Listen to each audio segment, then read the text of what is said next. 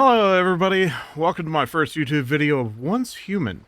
With the new year comes trying new things, and after playing this game for the past few months, I decided to share some tips and tricks for some of you new players out there. First thing I want to go over is seasons and how they work. I may not get this terminology down exact, as this is only the end of my second scenario, but I'm trying to keep it as simple as possible. A scenario is a type of gameplay you want to experience, from just getting your feet wet in novice or normal modes to a 10-day free-for-all of PvP-ness. Manibus is the original gameplay, has the least amount of bugs and balancing issues, and is also PvE focused. That way your friends can play together, you can make new friends, all that kind of stuff. And there's some PvP elements, but nothing to write home about. You've got little sproutlet scenarios that you can fight each other over. It's a little bit of fun, but not too competitive. Evolution's Call is a little bit more competitive, and it's just like Manibus, but with different prize pools, more opportunities to fight each other. It's got a little bit more of the PvP elements to it. And then Prismverse Clash, it's a faction-based PvP, but with forced PvP zones. So whereas in Manibus you have zones that are specifically for everybody grouping together and fighting a large boss of some kind, you have factions fighting each other and you choose one side or the other, your basic red versus blue. And those are a lot shorter and only 19 days to get everything done. I've been playing Manibus hard mode so far, as PvP really isn't my thing, and from everything I've read and learned, Way of Winter has massive balancing issues. The end game just isn't all there yet. There's a lot of bugs that need to be fixed, and I could be wrong, but I feel like getting my blueprints leveled up is a little bit more important for my character right now on the regular Manibus mode. You do get some unique blueprints and mods and deviants and Way of Winter, but I just haven't really decided to switch over to that yet. There's 3 new scenarios coming out, which I may test, but to my understanding, you've got Code Purification, which is essentially like Manibus hard mode. You've got your purification zones, pollution, all that kind of stuff.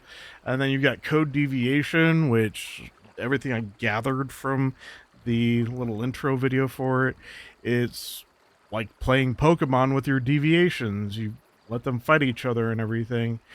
And finally, there's Code Broken, which is entirely PvP. Uh, I would suggest getting your blueprints up for these, making sure you have like high quality blueprints that you can craft things quickly. But the duration is only 10 days long.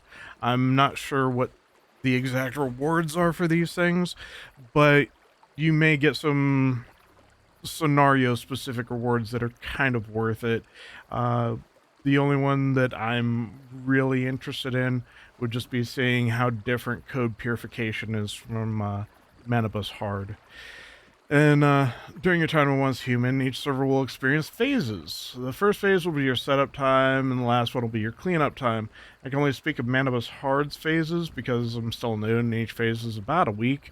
Harder boss modes and more difficult areas to get unlocked along the way, and the last couple are for endgame content.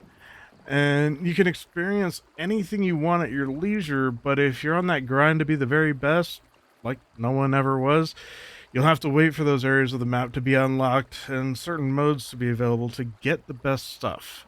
So when you go over this map, you've got your different monoliths with your different bosses, and then down here you've got your different silos. In the first phase, you'll only get up to about level 30, which will be there we go. Broken Delta, Dayton Wetlands, and Iron River. Those will give you everything up to level 30. You can level up beyond 30, but that means pretty much just doing... the one that I ended up doing was Araxium. I guess that's how you pronounce that. I kept doing this over and over, and that ended up getting me up to level 40, so I could actually use some of my gear that I had crafted in the previous scenario. Now, when it comes down to phases, here's your first phase. This is where you get stuck in that level 30. Yeah, Chalk Peak, Red Sands, and Blackheart regions are locked. You only have the basic areas. In your second phase, Tame of the Sauroid, this is where the rest of the map becomes unlocked, but you only have easy mode Primors. And then you have some new prize pools for the wish machine, so you can get, some better gear, stuff like that. You can only join servers in phase 1 and 2. Everything after that you cannot join, even if you have a friend code. If a server's full, you can get a friend code from your friend, join them, but as far as joining in after phase 2, it's just not possible. In phase 3, this is when the hard modes and the high risk public crisis events become available, and you get higher multiplier when obtaining essential materials. And this is where the game really starts to come to life. This is where everybody kind of gets their gear together. They're able to really really expand on their gear sets, and then you actually start working together with the prime wars and the hard mode dungeons. In phase 4, you have more prime wars, and the pro dungeon modes are unlocked, which means you'll be able to do some of the harder dungeons. You get some more prize pools unlocked, and your season goals is just get to chapter 4. You also got a higher multiplier, all that kind of stuff. And then in phase 5, this is the last phase of really getting anything new to the game, uh, figuring out like what weapons and blueprints you can get, that sort of thing. You've got Manabos of Primor Nightmare, which gets you all the best mods, the best loot and everything. You want to kind of do these over and over so you can get the crates and everything. And right now you can see that there's these asterism crates. They did away with Starcrom. Yeah, they did away with Starcrom earnings. You have to get the asterism crates to unlock more Starcrom so you can get better blueprints. Now, one of the things you're going to want to use Starcrom for would be in the blueprint shop here at the Wish Machine. This is where you can unlock blueprints, blueprint fragments, that kind of stuff. There are these gambling things, Echoes from the Rift, I would avoid at all costs. It's always the blues and the purple weapons that you get blueprint fragments for. These are a little bit better, but I'm not really interested in the Power Surge Corrosion, so I haven't done it. But these are just sort of, you throw your Starcrom in there, that's $500 or 500 Starcrom a hit, and you have a chance at getting some blueprint fragments or full-on blueprints. If you wind up earning an entire blueprint, it'll give you the blueprint fragments equivalent to unlocking that weapon. So say you've already unlocked, for example, one of my favorites here, the Bingo sniper rifle. It's I ended up unlocking this by just smashing the little guys' heads, and then this I hadn't purchased yet. So what I did is I purchased this, and it allowed me to use the blueprint fragments to upgrade the blueprint for it itself. So now you can see over here, it is 3 stars out of 6. Now, at the end of all these phases, once you get into phase 6, you'll be able to get some more of these asterism crates. You can use your basic in-game currency that doesn't transfer over to anything, your energy links. You'll be able to convert those into more of these asterism crates. Now, the asterism crates, the way they work, I'll show you real quick. I'll open 11 of these, and I get 5,500 asterism. That'll feed into your Stellar Starway, and so it'll give you all that, and then you can start claiming all of your Starcrom from these different things. And you can see that my Starcrom went up by about 4,000 there from redeeming those. I still have a bit of room to go. I can still unlock some more, but once you get to the maximum uh, astrosm that you can collect during that phase, then the rest will be unlocked. Like this one's unlocking in 6 days, 12 hours. So the most astrosm I can collect is 22,000. Now to get more astrosm, all you have to do is complete more dungeons, more silos, stuff like that. You'll get more astrosm. You don't have to do the astrosm crates, but they do help along the way. Now, with all that out of the way, just your basic currency and stuff like that, things to keep in mind. Let's get into that info that you want it for starting and going into your next seasons, and things I really wish I would have known before I ended up changing servers and getting everything all started for my second scenario. First thing is going to be your controllers. Uh, these right here. Your controllers, they're good for unlocking crates to get resources, gear, and mods. If you plan on playing the entire season, save these until the last phases. Don't waste these on normal boss modes or easy level crates, as you will run out of them if you grind enough. I ran into that because I ended up using a whole bunch of my controllers on the Arachnism boss, thinking, oh, well, I've got, over 100 of these. I'll be able to have plenty for the later parts of the season. And now I'm down to 5. And I'm only most of the way through phase 5 right now. So make sure you save these for later game, because that's when you can actually unlock the better loot and the better mods and everything else. One of the things that you're going to also want to know about is blueprint conversions. As you can see, I've got 2 blueprint conversions over here. I would save these as best as you can. You get 10 when you start, and you only get 1 or 2 each week. In make sure you're using these to save as much time as possible. You want to level up a singular blueprint. That's kind of what I did here. My Lone Wolf shoes, I've got it 6 stars. And so now that I have 2 blueprint conversion attempts, I can craft these Lone Wolf boots and then use the blueprint conversion to move it to, say, my gloves. So I can have 6-star blueprint or 6-star Lone Wolf gloves, or I can transfer it to Hardy gloves or Shelterer gloves, or whatever I want to do. I've got a couple of armor pieces that are 6 stars. Right now my Lone Wolf pants aren't that great, but I'm using the Sharp Blade pants right now because I'm doing a bounce build. Now, same thing for weapons. Just try to get something as high level as possible. I think my highest right now is this Boom Boom KVD.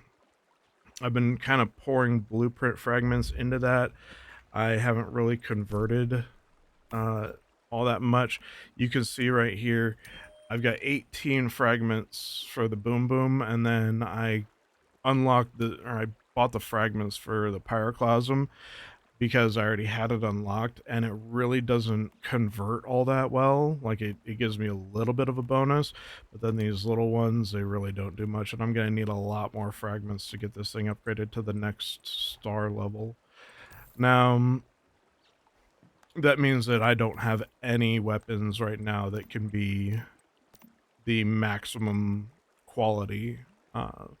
So make sure that you're focusing all your blueprints on just one. So, like, you won't be able to transfer the purple stars into a gold one, but get 1 gold piece all the way up to 6 stars, and then move those stars over from weapon to weapon.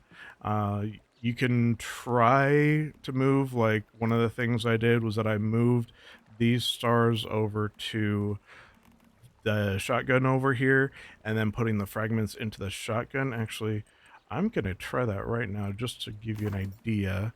So we have those stars, move it to that weapon, and now we convert. And you saw that I had a bunch of those blueprints. So why don't we go back to this shotgun, go to enhancement. Let's see if I can get it to the next star level. Not quite. It got me a little closer, but it's not quite there. So yeah, just make sure you're saving them as much as possible. And then once you get it up to 6 stars, go ahead and transfer those stars to the weapon that you actually want to craft. Uh, Now for your mods, one of the things that you're going to want to focus on is making sure that you have high level mods. The actual mod itself is not as important because eventually along the way you will unlock all the different mods that are available for the different weapons, armor mods, all that stuff. You'll unlock these, but what you want is these little pips down at the bottom. Like I've got a purple one and 2 green ones. I've converted this into like a numbering system in my head where a green is worth 1, blue is worth 2, purple 3, and gold is 4. So this one, that would be 3, 4, 5 points. And I kind of disassemble the rest because when you go through the mod conversions, you want to make sure that, first of all, that you have the right type of let me see if I can do one real quick here. Go to bounce rampage, set it to violent because I want the crit, and then we autofill, and you'll see here some of these are actually pretty decent, and then some of these are not. So you just want to make sure that all the mods that you put in for these mod conversions are as high level as they can possibly be, because then you're going to get guaranteed epic, guaranteed minimum rarity is going to be common. So when you exchange these, let's see, yeah, because you need 4 to get the suffix, and then the other 2 can be just whatever, but you want to put some high level mods in there. I don't think it's really going to give me anything better, so we're just going to go ahead and convert. And that gave me 1 purple and 3 green. And then these things, they're important to look at. That's whether or not you want to keep it. Kind of want to keep these, so I'm going to hold on to them for now. And the rest of them, you just want to disassemble. You just go down to your disassembler, find the weakest ones that you have, and we'll just throw this one in here. Get yourself some armor mod fragments, and that way you can do more of those conversions and upgrades. The better base level you have on your mods, the better they're going to upgrade, because you can only upgrade them 5 times. For example, that one bounce mod that we just made, we'll go to enhance. We'll just enhance it.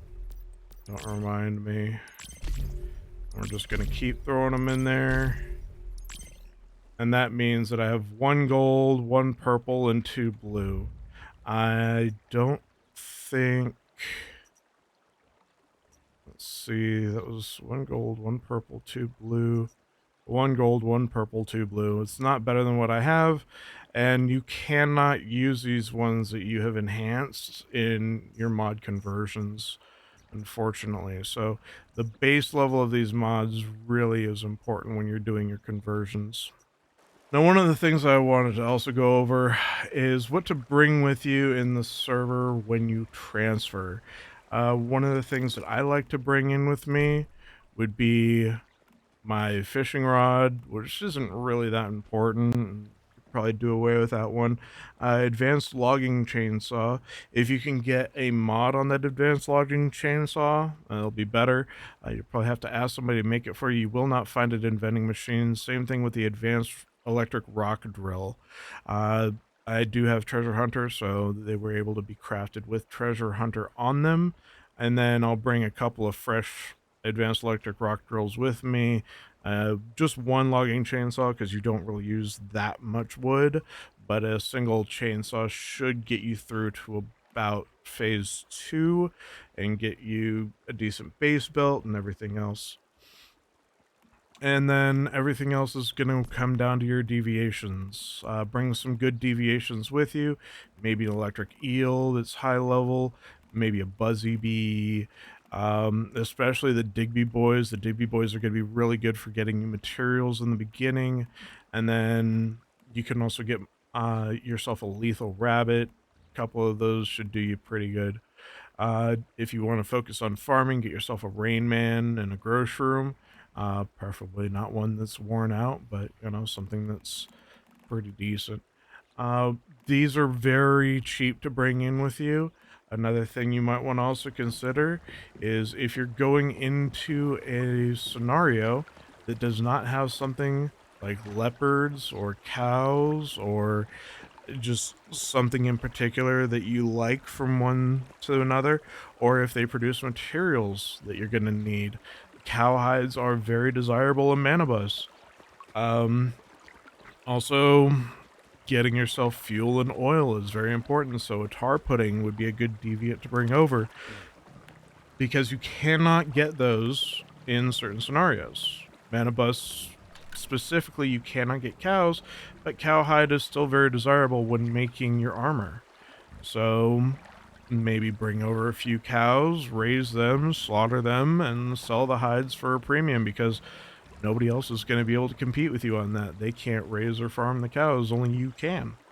Alright, one of the last things I wanted to touch on was repairing your gear. Now, when you go to repair your gear, if you go in here and you go to the actual repair menu, you can see in here it requires all these resources. You've got, your platinum crystals, your automatic parts. All that stuff is very expensive. It's hard enough to get them, and it's more difficult when you waste them. Now, I'll use resources when it comes to, if I'm going between different silos with a group and I just need a quick repair. Sure, I'll go ahead and use the materials, but if you're on your own, and you don't want to waste those resources, the easiest thing to do is just go up here to your Eternal Land. Now, if you go to your workbench here, now these are normally expensive in your regular crafting, but you can go down here, or all-purpose hands, sorry. All-purpose hands instantly repairs the equipped gear with the lowest durability. You use 9 of these and your entire gear set will be repaired. As long as it's not dropped gear, it'll repair it for you. Now, I have a whole bunch of astral sand, which is the currency after the season ends when all your stuff goes into your Eternal Land storage. You can also sell a bunch of stuff and get a bunch more astral sand, and you can make a bunch of these all-purpose hands. And they're 1,000 a piece. I've got over 3 mil astral sand, so I can make a bunch of these, but I already have made a bunch. So what I can do is here in my Eternal Land, I can use these all-purpose hands and just inject over and over. And you can just keep doing this to repair your entire gear set. I'll just do one more. Okay. And then you leave your Eternal Land, go to repair, and you can see everything is repaired. Nothing has a lick of damage, and it costs me pretty much nothing to do. So, these are just some, quick hints to be able to get ahead, kind of be on par with everybody else and not be as in the dark as you may have been otherwise. So, if these helped you out, or if you want me to touch on any of these subjects more in depth, go ahead and leave a comment down below. And if you think I was wrong about anything, go ahead and leave a comment as well. And I will see you in the next one.